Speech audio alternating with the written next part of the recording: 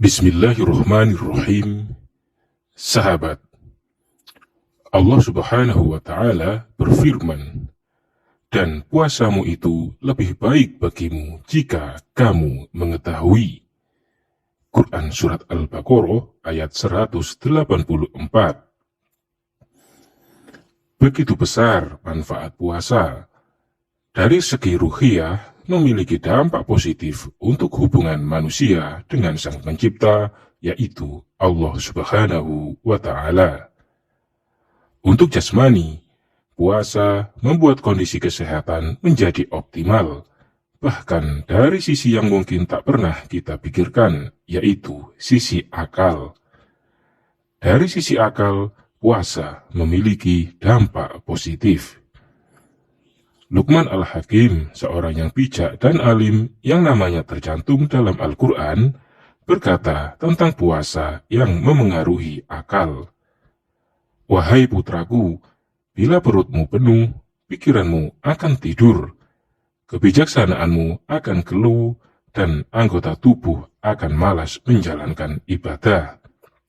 Hal senada juga disampaikan oleh Syekh Al-Zarnuji dalam karyanya Ta'limu Ta'lim, bahwa para penuntut ilmu sudah seharusnya berpuasa karena dengan berpuasa otak akan terpacu dengan berkonsentrasi. Banyak makan akan menimbulkan dahak, dan dahak yang banyak memicu lemah hafalan. Sahabat, kejeniusan para ulama terdahulu juga karena mereka sering berpuasa. Dalam sebuah kisah disebutkan bahwa Imam Suyuti mampu menyelesaikan separuh kitab tafsir Jalalain yang belum sempat dirampungkan oleh Imam Mahali, gurunya yang wafat. Pada usia 21 tahun hanya dalam waktu 40 hari, yaitu dari awal Ramadan hingga 10 Syawal pada tahun 870 Hijriah. Ia merampungkannya dalam kondisi sedang berpuasa. Kita sering mendengar dari pelajar-pelajar kalau mereka lemah, letih, lesu ketika sekolah pada bulan Ramadan. Fakta menunjukkan kebalikannya. Puasa membuat pikiran terang dan jernih. Lalu, adakah niat puasa yang memengaruhinya? Jawaban itu ada pada diri kita sendiri. Secara ilmiah, puasa yang membuat cerdas ini memiliki mekanisme tersendiri dalam tubuh, sehingga orang yang melakukannya berpikiran jernih dan cerdas. Mekanisme itu adalah, yang pertama, perut kosong akan menyebabkan kosongnya zat-zat makanan dalam usus kecil. Oleh karena itu, darah terpaksa mengisap zat-zat yang basah dalam usus sebagai gantinya.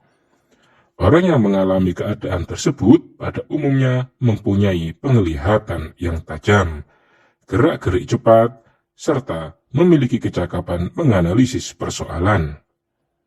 Mengenai zat yang basah, disebutkan bahwa kemampuan kerja otak sangat dipengaruhi oleh jumlah makanan yang masuk ke perut. Dengan mengendalikan makanan akan tercipta konsentrasi dan pemusatan pikiran yang berarti peningkatan kecerdasan. Sebaliknya, apabila perut dipenuhi makanan berlebihan, sel-sel akan kebanjiran zat makanan, urat saraf menjadi lembab, kerja otak terhambat, dan terjadi kemunduran intelektual, seperti menjadi pelupa, daya nalar melemah, dan sebagainya. Yang kedua, setelah zat-zat basah yang siap diisap oleh darah tadi hilang, usus dan perut menjadi kering dan panas, seperti halnya ketika mesin kehabisan air. Dalam keadaan demikian, biasanya orang memiliki sifat sederhana dalam segala hal, bertindak tegas dalam mengambil keputusan tanpa ragu. Yang ketiga, dalam keadaan usus dan perut kosong, lendir yang berada dalam usus dan perut akan hancur, sebab lendir inilah yang menjadi sumber penyakit. Kalau lendir ini bertambah banyak, akan timbul penyakit yang dinamakan mujizzikhten. Jika seseorang dihinggapi penyakit ini, ia akan bersikap pasif, rendah dan lemah daya pikirnya, serta lambat dalam segala-galanya. Maha benar Allah dengan segala firman-Nya. Dia berfirman bahwa puasa itu baik bagimu jika kamu mengetahui. Maka begitulah puasa, sebuah aktivitas yang sangat baik untuk kesehatan otak atau pikiran. Tentu saja tubuh membutuhkan makanan, tetapi dalam jumlah secukupnya. Karena jika dalam jumlah berlebih, tubuh malah akan sakit, otak menjadi lemah, dan seterusnya. Seiring bertambahnya umur dan makanan yang berlebihan akan membuat kotoran menempel di dinding usus. Kotoran ini tidak bisa terbuang karena menempel di dinding usus bagian dalam.